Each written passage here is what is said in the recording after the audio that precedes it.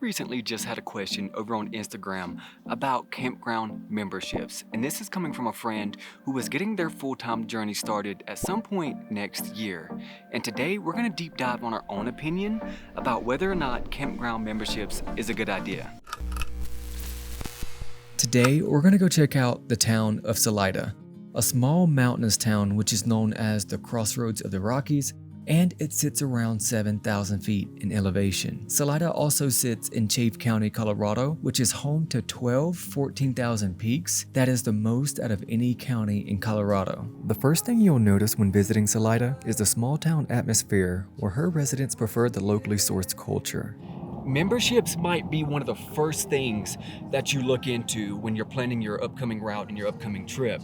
But as much as you might be tempted to buy into one, just keep watching, because Jess and I have formed quite the opinion about RV memberships over the past 10 months of full-time RV living, 8 of which we've spent at a membership ourselves.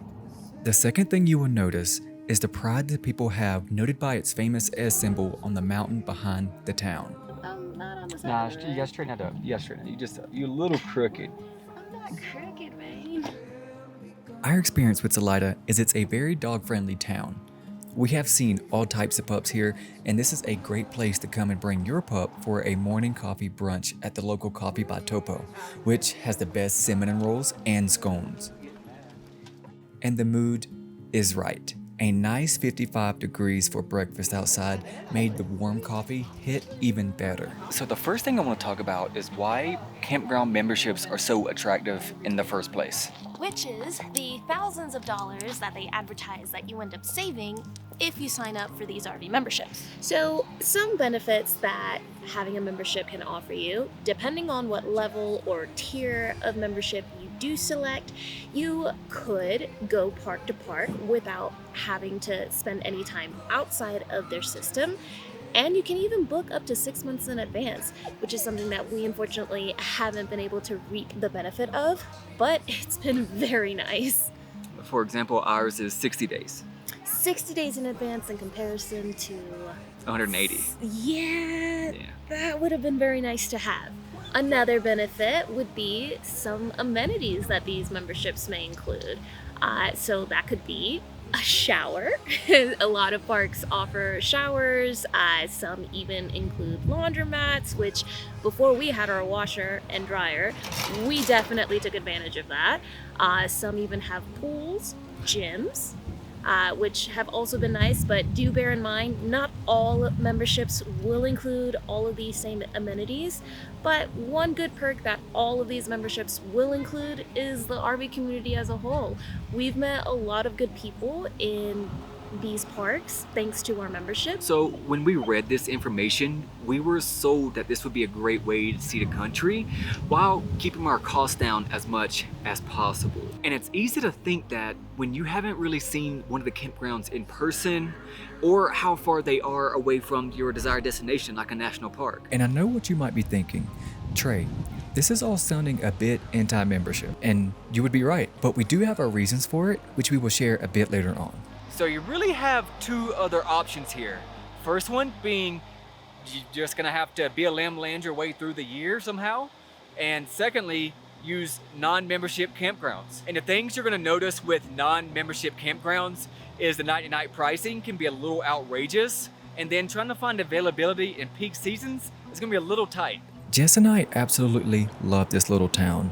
Getting coffee, then hanging by the Arkansas River, and in the next 20 minutes, you can go take the dogs to play at a spot right off Monarch Pass. And next, I want to give you our personal opinion about memberships, and that's coming from the perspective of using Thousand Trails, our membership, for the past, 8 out of 10 months. And that's because we travel all over the US and we don't necessarily stick to one region. In our tier of membership, you have to buy additional regions, essentially, if you want to stay in campgrounds in different areas of the US. With our basic tier, we're only able to stay in network for 14 days at one spot at a time, before you have to stay 7 days out of network before you can come back in. And with that, planning your route is a little bit of a nuisance.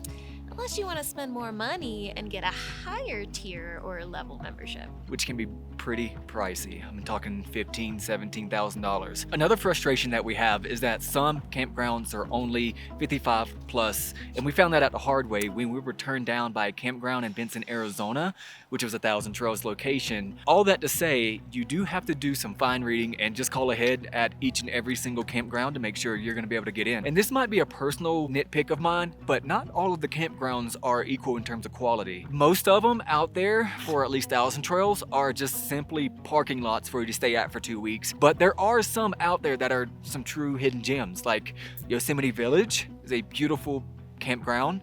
And which else would you have a good time at? Honestly, Mount Hood was really nice, but it just depends on which section you're put in. Another thing is the location. For most of them seem a bit random. Like some of them are, 150 miles away from a national park. And to touch more on the quality side of things for the campgrounds, not all of them are 50 amp full hookup. Honestly, there's a very small portion of them, at least on the West Coast from our experience, that are 50 amp full hookup. It is a true gem. Rare find. Rare find to find something that does have 50 amp full hookups. It's full sewage, electricity, water. Because most of everything in the Pacific Northwest is just 30 amps, water only. That's it. Like, there's no sewage, and as you know, for full-timers, that's kind of a big deal. And there might be some of you who say, oh, we'll trade, just get a tote or use a honey wagon service. And to that, we have one. Well, one, we do have one, but as full-timers and, toting your own waste for months on end with a RV park that's supposed to be a resort can get a little tiring. And before long, it became really dark and really cold. Temperatures down in the valley are supposed to fall below freezing, so I think it's best we go ahead and head down this pass. But this is absolutely our favorite time of the year, snow on the ground and more snow coming. Colorado in the snow is without question an irresistible sight to see. So, who would this membership thing make sense for? While we didn't have the best experience with memberships this year, it doesn't mean that you can't find some kind of value or even a great time, because we know some folks who are Thousand Trails members who love being Thousand Trails members. But in my opinion, ironically, I think this would work best for part-timers. The reason being is because part-timers typically have a residence they can go back to.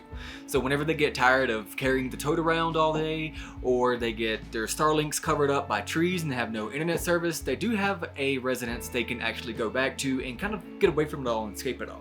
And honestly, the system works out perfectly for part-timers, because even just a 1-2 week stay can pay for the admission price itself. And so if you're watching this and you're just getting started in your planning journey, I do have a few bits of advice for you. If Jess and I were to start over right now, and we were still in the planning phase of things, I would probably start a separate savings account, maybe like a high yield savings account or something, for non-membership campgrounds, and I would seek after month-long stays.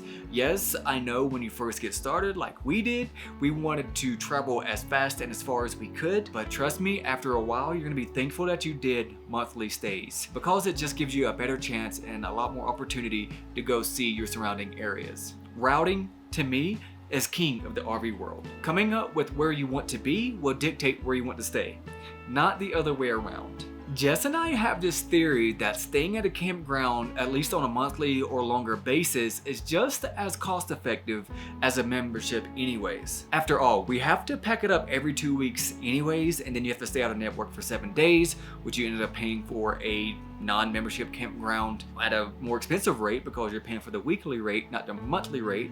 So with gas, the 7 days out of network that you have to pay, wear and tear on your RV and vehicle, Jess and I are starting to believe it's going to be a wash no matter which way you do it. So that's it, guys. If by the end of this video of me trying to sway you towards non-membership campgrounds has worked, I do have 2 apps for you. And number 1, HipCamp. If you're returning to this channel and you've been watching this channel for a while, you know I love HipCamp. I have found some great places, or Jess and I have found some great places over there. Second app is RV Life. RV Life is newer to us. We've only been using it for about a month or two. And the actual spot that we're staying at now, Applejack RV Park, that's how we found them, was through RV Life, because Hip Camp honestly was very sparse in Colorado. Another benefit of going non-membership is the ability to reach out directly to your host and negotiate the price. So for this park, I reached out directly to the host and we negotiated a price, which was $900 for the month, but with 50 amps, full hookups, and I get to choose my own site. Yeah, your boy's gonna take it. I hope I was able to answer the question if campground memberships are worth the price. If you have any additional comments or questions, leave them down below and we will check them out. And we will see you next week as we release weekly videos in the RV travel space. If you're new here, feel free to check out some other videos and we will see you next Sunday. Peace out and much love.